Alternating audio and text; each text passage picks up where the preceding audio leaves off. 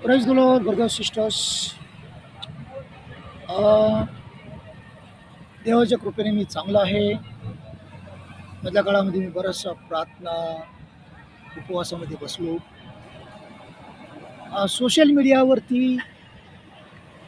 Activity मी जवळजवळ बंद केल्या होत्या, जवळ पाठीमागच्या महिनाभरापासून.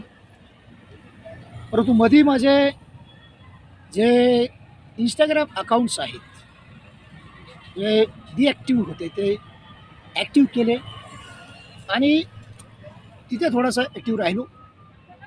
नंतर तिथेही थोडासा शांत राहिलो, उपवास प्रार्थनेमध्ये बसलो.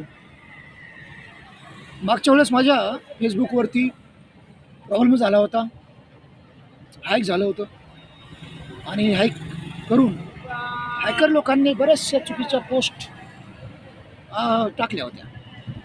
त्याच्यामुळे मला बराचसा प्रॉब्लेम झाला.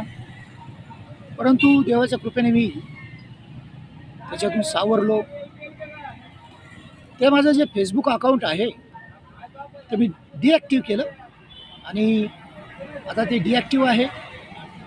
बाकी एक दोन फेसबुकवरती मी असतो, मात्र व्हिडिओ वगैरे टाकत नाही, लाईव्ह येत नाही. प्रार्थनेमध्ये राहिलो, उपवास केले, देवाच्या सानिध्यामध्ये बसलो. मधल्या काळामध्ये मला एक थोडासा माझ्याबरोबर स्कॅम झाला. माझे बरेचसे पैसे गेले. स्कॅम नाही म्हणता येणार त्याला.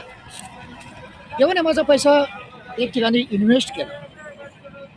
माझा पैसा देवाचा पैसा आहे.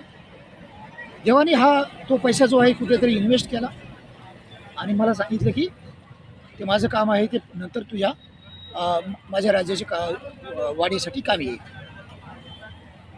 तर देव आपलं काम व्यवस्थित करत असतो, त्याच्यामध्ये काही शंका नाही आहे. माझा देवावरती विश्वास आहे आणि ख्रिस्तामधले जे आपले श्रम आहेत ते व्यर्थ जाणार नाहीत. आता सर्वच सोशल मीडियावरती ॲक्टिव्ह होण्यासाठी मी देवाकडे प्रार्थना करीत आहे. तर तुम्ही माझ्यासाठी प्रार्थना करा की मला या सर्व गोष्टी व्यवस्थित करता यावीत म्हणून. इथे थोडासा गोंधळ चाललेला आहे. तर मी इथे बसलेलो झाडाखाली, इथे नेहमी येत असतो मी आणि आता लवकरच मी चांगला नेहमी ॲक्टिव्ह होत राहील. तुमच्या प्रार्थनेची गरज आहे, तुमच्या सहकार्याची गरज आहे. God bless you.